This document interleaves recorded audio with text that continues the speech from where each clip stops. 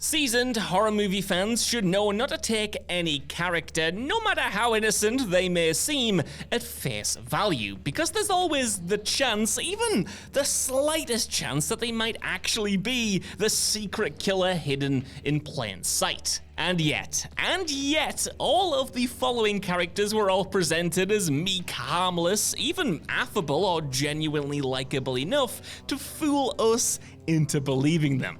I'm Josh from WhatCulture.com, and these are horror movie characters you trusted but shouldn't have. Laurie Spengler, Happy Death Day. One of the few genuinely likable characters in Happy Death Day is protagonist Tree's roommate Laurie, who only has a small role in the bulk of the film, but appears to be a genuinely kind person, even making Tree a cupcake for her birthday. So, she couldn't be the killer then, right? I mean, killers don't make cupcakes, do they? Well, unless they're laced with poison, but surely not. Well, after Tree deduces that the killer trapping her in a time loop is actually a serial killer called John Toombs, she kills him and seemingly breaks the cycle. She then celebrates by finally eating the cupcake that Laurie made for her, something she hadn't done in any previous loop, but to her surprise again wakes up at the very start of the time loop. This causes her to realize that Toombs was actually just a red herring, and the killer has been Laurie all along, who gave her a poisoned cupcake. The reason for this? Well, the doctor Laurie was having an affair with was also having an affair with Tree, who he favored, turning Laurie jealously murderous. Max Lawrence, The Lost Boys. On an initial viewing of The Lost Boys, most surely assume that the master vampire is David Powers, and even if not, they surely didn't peg the unassuming video store owner Max Lawrence to be the real big bad. And that's partly because actor Edward Herrmann had such an approachable, disarming presence as a performer that even though Sam and the Frog Brothers do suspect him of being the head honcho earlier in the film, it does genuinely feel like they're just mistaken. But then, at the very end of the movie, Max finally shows his true colors, as his demeanor suddenly shifts to something far more sinister following David's death, as he creepily outs himself to the heroes as the master vampire. Edward Herrmann's performance is so terrific in the movie that we absolutely buy him as both a totally boring normal guy and then the ferocious master vampire. Jill Roberts, Scream 4. Given that the third Scream movie literally had the Ghostface killer be Sidney's stepbrother Roman, fans probably should have put Sid's niece Jill Roberts under some additional scrutiny in Scream 4.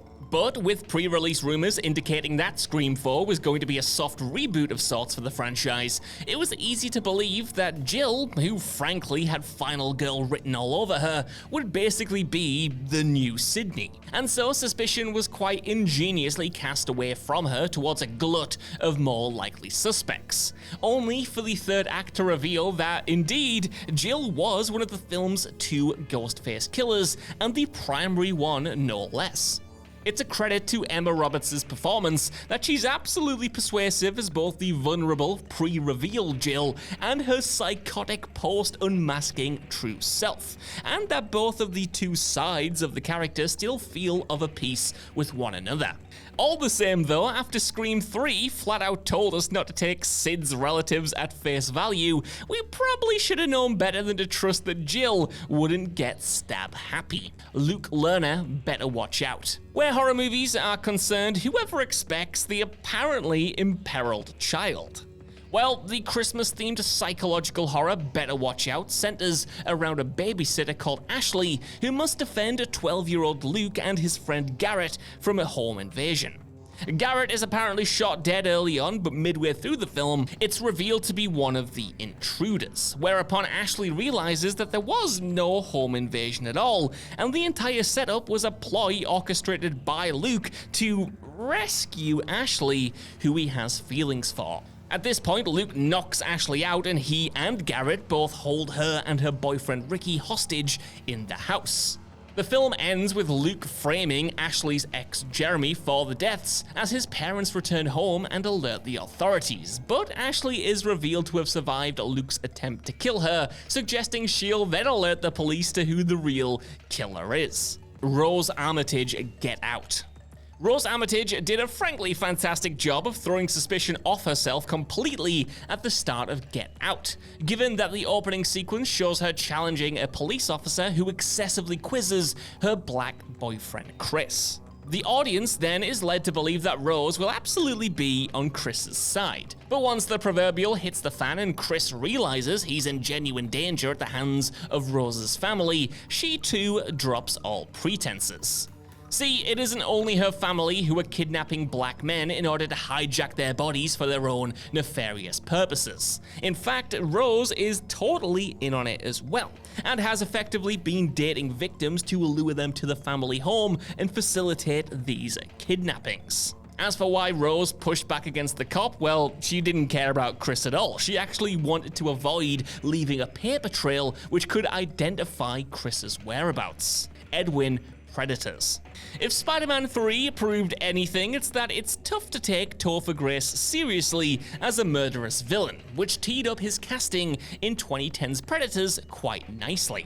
See, Grace appears in the film as Edwin, a doctor who is seemingly completely out of place amongst the movie's cast of killers and all-around garden variety psychopaths. See, everything about Edwin, including the backstory he tells, suggests that he's a relatively harmless, buffoonish guy. Basically the least threatening character in the movie by a country mile. And so it comes as quite a shock when he eventually reveals himself to have far more in common with his marooned comrades than expected, as he was actually a serial killer back on Earth and intends to stay on this murderous planet. While there are absolutely hints to Edwin's true nature which become more obvious on repeat viewings, on that initial watch, Topher Grace brings such a wouldn't hurt a fly quality to the role that, combined with his inherent likability as an actor, it's tough to peg him as a cloak and dagger killer. Cesaly Muer, Werewolves Within. An easy way for filmmakers to cast suspicion away from a villainous character is make them as adorable and charming as possible. And there's a good chance that most folks watching Werewolves Within were positively smitten with Cesaly Muer, the chirpy, dry-witted mail carrier who helps Forest Ranger Finn Wheeler investigate werewolf attacks in a sleepy Vermont town. But Cesaly's appealing personality merely provides the perfect smokescreen and keep her secret villainy concealed in plain sight. Alas, the third act sees Cesaly finally reveal that she has been the werewolf all along, and scheme to have the town's citizens start killing one another in their paranoia, in turn providing her with easy food. And no, there's no sentimental sub-story or miraculous turnaround for her either. She remains a murderous antagonist with a capital A all the way to the end of the movie, revealing she didn't really harbor any feelings for Finn at all before attempting to kill him. Mrs. Collins' Last Night in Soho. Edgar Wright's Last Night in Soho marked the final screen appearance for the great Diana Rigg, and audiences were largely just happy to see her one final time without putting too much thought into the nature of her role. In the flick though, Rigg plays Ellie's landlady Mrs. Collins, and seemingly was quite perfectly cast in the small but memorable role of the surly old woman. But late in the film, we actually learn that Mrs. Collins was in fact an elderly version of Sandy, and that in her younger days, Sandy became a serial killer who targeted the men that she was pimped out to. Worse still, she stashed their corpses in the walls and under the floorboards of the house that Ellie's now in. Sandy then attempts to kill Ellie with poison, though Ellie is ultimately able to escape and leave Sandy to burn to death at a fire that she accidentally started, as Sandy preferred to burn than face prison. Evidently, Wright quite shrewdly exploited the audience's fondness for Diana Rigg and the belief that she'd simply be playing a fairly unimportant supporting role to actually have her portray a most unexpected antagonist, Spence Parks' Resident Evil. Even though Resident Evil Spence was a wisecracking amnesiac with a serious attitude problem, he was ruggedly likable enough that few had him pegged as the film's secret villain. After all, in a movie where our heroes are facing off against an undead apocalypse and the Umbrella Corporation's murderous AI known as the Red Queen, why be suspicious of any additional human characters? Well, the movie's third act twist reveals that Spence is the one who intentionally released the T-virus into Umbrella's research facility, the Hive, in an attempt to destroy the facility while allowing him to sneak a sample of the zombie-transforming virus out and sell it on the black market.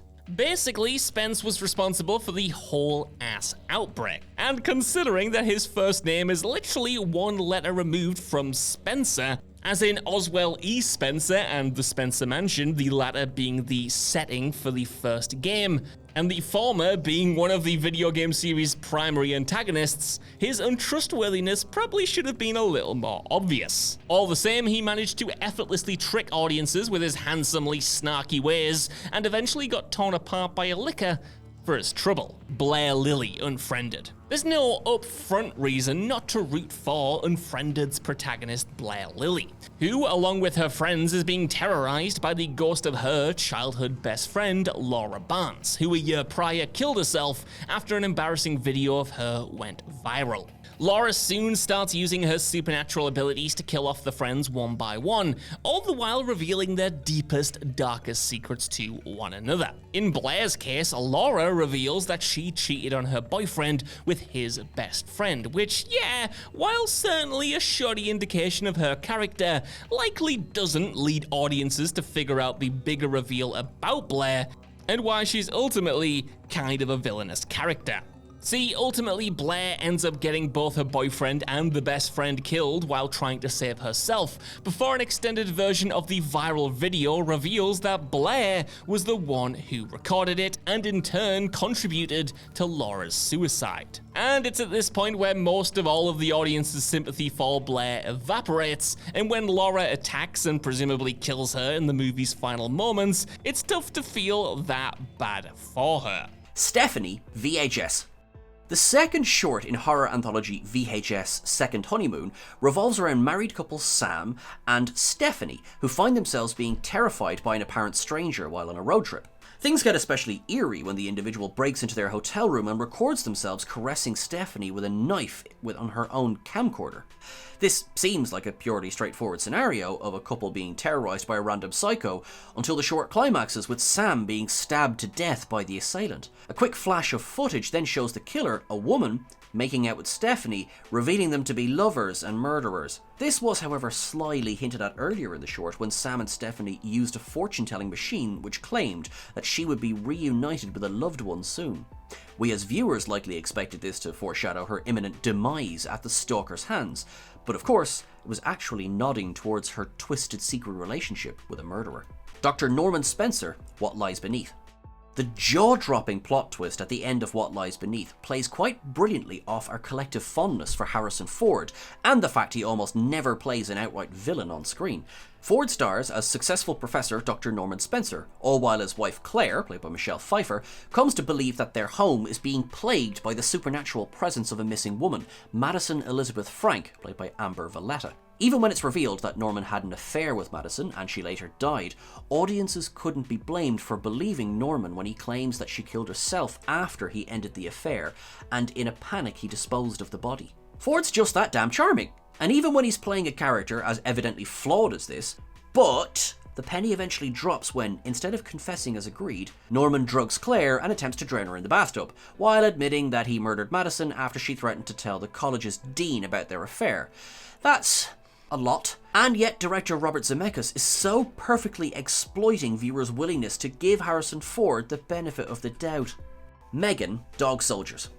Neil Marshall's deliciously entertaining Dog Soldiers follows a squad of soldiers as they fend off a fleet of werewolves in the Scottish Highlands. Soon enough, they cross paths with cocksure zoologist Megan, played by Emma Cleesby, who initially helps the wounded soldiers and seemingly serves as an ally, before eventually revealing that she herself is a werewolf. As it turns out, Megan initially hoped that the soldiers could help her escape the werewolf family she was forcibly entered into, but once she realises there's no hope, she betrays the squaddies to the wolves. In the film's climax, Megan transforms into a werewolf and puts up quite the fight against the remaining soldiers before finally being put down in a gas explosion. Given that Megan was earmarked as the movie's designated kick-ass femme fatale from early on, this was quite the stark turnaround, one few saw coming. Brenda Bates, Urban Legend. Even with actress Rebecca Gayheart having those huge expressive eyes and her character sharing a surname with Psycho's killer Norman Bates, few still pegged Brenda Bates as urban legend's parka-wearing serial murderer. It's a credit to Gayheart that she persuasively plays Brenda as one of the more demure and unassuming central characters, yet without immediately drawing suspicion upon herself as a result, this being a horror movie and all. It's eventually revealed that she's been the killer all along, enacting revenge against her best friend Natalie, played by Alicia Witt, for causing a car accident which killed her fiancé and high school sweetheart. At this point, Gayheart's performance pulls a delightful 180, all wide-eyed and gleefully mugging in gloriously entertaining fashion as she attempts, in vain, to kill Natalie. Though Brenda is apparently killed off at the film's end, the final scene reveals that she did indeed survive and has started over with a new identity in another university where she's free to fool another group of friends. Drayton Sawyer, the Texas Chainsaw Massacre.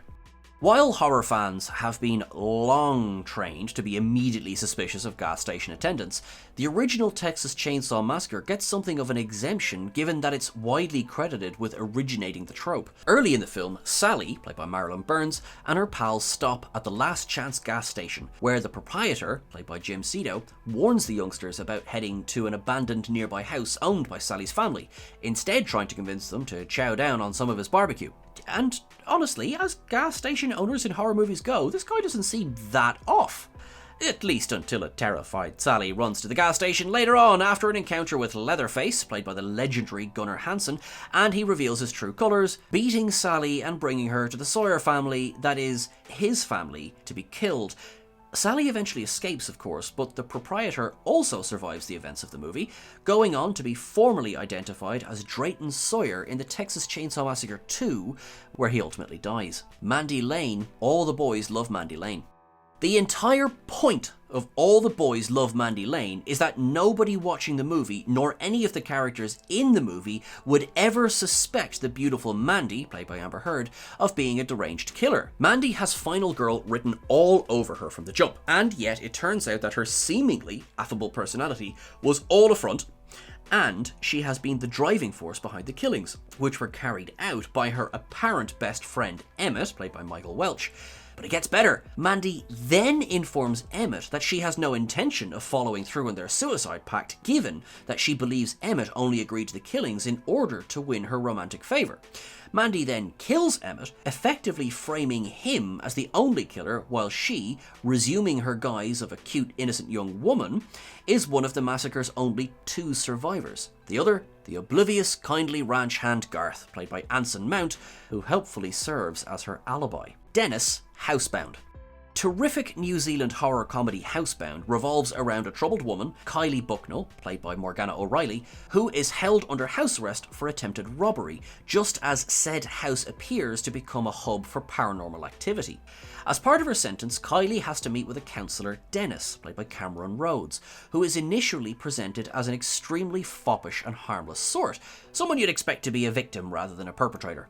He doesn't take Kylie's claims about a supernatural presence seriously, and is basically just a wet blanket of a human being, albeit hardly the sort of character anyone would finger to be the real villain. But the third act reveals that Dennis has been full-on gaslighting Kylie all along, and that as a younger man he brutally murdered a woman, Elizabeth, in the very house where Kylie is trapped. As soon as Kylie figures this out, Dennis drops any and all pretense, letting his psychopathic freak flag fly as he tries to kill Kylie and her mother Miriam. Satisfyingly though, Dennis ends up having an electric carving fork stabbed into his jaw, which when powered by a car battery causes his head to explode in a fountain of gore. Lovely. Olivia Barron, Truth or Dare. Unlike other characters on this list, it wouldn't really be fair to call Truth or Dare's Olivia Barron, played by Lucy Hale, a villain, even if the ending certainly paints her in a decidedly less sympathetic light. Olivia is the movie's protagonist who finds herself caught up in a deadly cursed game of Truth or Dare, where any player who breaks the rules, that is, lies or refuses to do the dare, ends up dead. At the start of the picture, Olivia is presented as a highly affable and selfless person with a passionate desire to help others. But this innate goodness is thoroughly eroded by the film's end when her life is put on the line. Olivia and her best pal Marky, Violet Bean, eventually come face to face with the demon instigating the game, who informs them that there's no way for them to survive without adding participants to the mix. And so Olivia decides to upload a YouTube video explaining the game, in turn forcing anyone who watches the video to join the game while staving off her and Marky's demise for the foreseeable future. It's an especially galling choice on Olivia's part, given that she literally states earlier in the film that she'd sacrifice herself in order to save the human race, and yet, when put on the spot, that clearly wasn't the case. Mary Beth Hutchinson, the faculty. In fairness, can anyone really be blamed for letting their guard down around the faculty's Mary Beth Hutchinson, played by Laura Harris? The adorably naive and southern accented new student of Harrington High School gives off no suspicious vibes at all. But of course, that's precisely why she's eventually revealed to be the queen of the alien species turning the school's teachers into mindless drones. Taking the guise of a cute, friendly high schooler was the perfect choice to ensure that neither the audience nor the movie's characters would ever peg her as the ultimate antagonist. And so in the third act, Mary Beth drops her disguise, and at one point, her clothes, as she reveals her grotesque alien form in what proves to be quite the genuinely surprising twist. She soon enough gets what's coming to her, though, when she ends up stabbed in the eye with a couple of pens packed with drugs, killing her and returning all of the zombified teachers to normal. Will Benson, I still know what you did last summer. Horror fans should know it's always risky to blindly trust the nice guy, especially if they're also a love interest, as they certainly found out in I Still Know What You Did Last Summer. And let's be honest, with a name like Will Benson, as in Will, son of Ben, the first film's hook-handed killer, he was basically begging both viewers and sequel's characters alike to piece it all together. But Will's good looks and easygoing demeanour nevertheless allowed him to shake off suspect status with surprising ease, no matter that this movie released in the shadow of Scream, which explicitly told audiences to always point a finger at the romantic prospects. And indeed, behind those dreamy eyes was a raging psychopath keen to get his inexplicably still alive father, played by Muse Watson, to get revenge on Julie James, Jennifer Love Hewitt, and her friends. Amanda Young saw Two. Amanda Young was one of the few survivors of the original Saw, having used her wiles to escape the reverse bear trap, while claiming that Jigsaw's test ultimately helped her piece her life back together. However, Amanda returns in Saw 2, being thrown into Jiggy's new game seemingly as a result of her acts of self-harm, which in Jigsaw's eyes would indicate she still didn't appreciate her life. But one of the film's epic final twists is that Amanda was actually a ringer the entire time. She's been operating as Jigsaw's secret apprentice, making sure the game goes as planned. Moreover, she vows to continue his work after he dies. Now, to Amanda's credit, she certainly went above and beyond to convince both the audience and her fellow test subjects that she was the real deal, even getting thrown into a pit of needles for her trouble in a scene that still makes me wince. And so, considering the fresh hell she went through in both movies, you can't be blamed too much for falling hook, line, sinker and needle for her scheme. Helina Rittenhouse, Black Christmas, 2019. 2019's Black Christmas reimagining was mounted as a staunchly feminist slasher film in which a group of sorority sisters fight back against a serial killer with a deep streak of misogyny. That's how there wasn't much reason to expect that any of the sorority sisters might actually be a double agent in waiting, least of all Helina, who narrowly avoids being sexually assaulted by a member of the DKO fraternity and is later kidnapped. However, it's eventually revealed that Helina has been secretly in league with the possessed fraternity all along. She believes in their quest to demean and brutalize women, and has been helping them locate their victims. But because turnabout is fair play, Helina ends up paying a grim price for her betrayal, with one of the possessed DKO pledges ultimately snapping her neck, seemingly to prove a point. Still, in a film that paints its social commentary as broadly as this, it was genuinely surprising to see the sorority have a mole helping out the possessed, woman-hating frat. James, VHS. In the original VHS anthology, the short The Sick Thing That Happened to Emily When She Was Younger revolves around an aspiring doctor, James, as he video chats with his girlfriend Emily. Emily soon enough begins experiencing strange phenomena around her apartment, and there's initially little reason to believe that James is anything but an understandably concerned observer. However, after Emily is knocked unconscious by two alien entities in her apartment, James suddenly appears, revealing that he's in league with these creatures, using Emily as an incubator to gestate human-alien hybrids. James surgically removes the fetus from her abdomen. The aliens erase her memory, and James gaslights her into believing that she sustained her injuries in an accident. Ultimately, James has a doctor tell Emily that she's schizoaffective, causing her to feel that James deserves a normal girlfriend. James dissuades her of this thought before he ends the call and hops onto a video chat with another woman, revealing that he and the aliens are using multiple women to grow their offspring. But that escalated alright, and even if you had a slightly off vibe about James at any point, did anyone expect him to be working with extraterrestrials to abuse women? Terry, Hellraiser 3, Hell on Earth. One of the more immediately sympathetic characters in Hellraiser 3, Hell on Earth, is Terry, a homeless woman who is unable to dream and teams up with protagonist Joey to investigate the secrets of the lament configuration. The pair become fast friends, and while Terry is easy to root for, things take a nasty turn when she mistakenly believes that Joey has abandoned her, causing her to return to her scumbag of an ex, JP. JP ends up trying to feed Terry to Pinhead for his own gain, but she manages to get the better of him and knock him out. And here comes the rub. Pinhead then promises to let Terry dream again if she feeds JP to him, which she does. Terry's actions result in her being transformed to a Cenobite known as the Dreamer, while Pinhead is set free. Terry, along with the other Cenobites, then torture Joey, but she manages to banish them all back to hell by solving the lament configuration. Terry had a vulnerability that made the audience quickly care for her, but that vulnerability also made her easy pickings to be turned by Pinhead. Detective Shaw, Heart Eyes. It was easy to trust the police officer double act of Detective Hobbs and Shaw in horror rom-com Heart Eyes, because even outside of their hilarious names, Shaw was played by the ever-likeable Jordana Brewster, best known of course for her role as Mia Toretto in the Fast and the Furious movies. Brewster is likeable enough in the role that it's easy to brush aside some of the more obvious red flags here, perhaps even when she inexplicably survives an off-screen encounter with the Heart Eyes killer with only the flimsiest of explanations. It seems so obvious that Shaw could be the killer then that it almost becomes not obvious at all, as if the audience is being baited with a hilariously blatant killer reveal. But as it turns out, Shaw is indeed one of the film's two main killers, alongside her husband David, an IT tech briefly introduced earlier in the film. We should have all seen this one coming, and to the most genre-savvy of viewers, it was surely blindingly obvious, and yet obvious to the point that it also felt like a red herring. Dr. William Weir, Event Horizon. Paul W.S. Anderson's sci-fi horror cult classic Event Horizon follows a crew of astronauts sent on a rescue mission to the titular spaceship. Among them is the Event Horizon's designer, Dr. William Weir, who, in typical Sam Neill fashion, is an immediately likeable character who, as the smartest person in the room, is a vital member of the rescue team. He's also innately sympathetic because he's haunted by the loss of his wife, yet this emotional vulnerability is also what ends up being his undoing. We eventually learn that the ship's experimental gravity drive has opened a gateway to hell, eventually causing Weir to become corrupted by the evil presence which has taken over the Event Horizon. Weir gouges out his own eyes, blows up the rescue vessel, and attempts to kill the remaining crew, ultimately resulting in his own demise. While Weir, as we know him, was long gone by the time he succumbed to such darkness, he also clearly lacked the mental fortitude of the movie's real protagonist, Captain We're Leaving Miller. Marie, High Tension.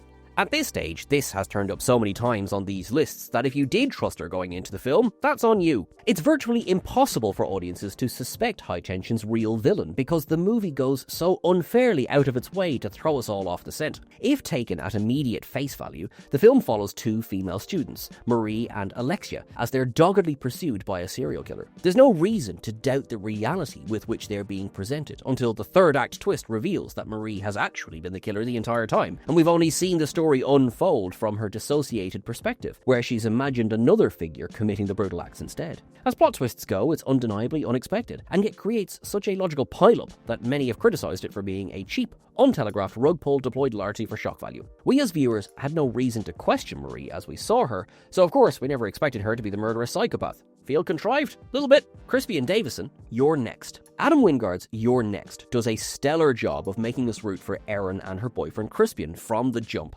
They're introduced as a cute couple, and there's no reason to believe that Crispian is anything but the somewhat dorky bloke he presents himself as. The pair spend most of the movie evading the masked killers, who've invaded the vacation home of Crispian's family, and who are eventually revealed to have been paid by Crispian's brother Felix to kill their parents for their inheritance. Erin eventually kills Felix, but in the film's closing sequence we learn that Crispian was also in on the scheme and has a much colder, more detached perspective on the murder plot than his late brother. It's a genuinely surprising twist, and one which a shell-shocked Erin responds to by stabbing him to death. It's always the boyfriend is evidently a phrase for a reason. Melanie Cyrus, the babysitter, killer queen. In the first Babysitter film, Melanie is the cute, likeable neighbour and love interest for our young lead, Cole, and the pair make it to the end of the movie in one piece after dispatching the satanic cult who've been targeting Cole. However, the babysitter, Killer Queen, pulls a shocking and frankly head-scratching 180 on the character of Melanie. The sequel kicks off 2 years later, and though Melanie and Cole aren't together romantically, she's nevertheless the only person who appears to believe his account of the original film's events. Except, in a big twist, Melanie ends up murdering one of her friends, Boom Boom, revealing her to be the new leader of the cult, who needs Cole's blood in order to make her wishes come true. It's a jarring allegiance shift, honestly, and it was understandably criticised by many fans who bought into her character in the first film. It's almost as though the writers hastily decided to turn Melanie evil once they secured Jenna Ortega's involvement in the film as Cole's new love interest.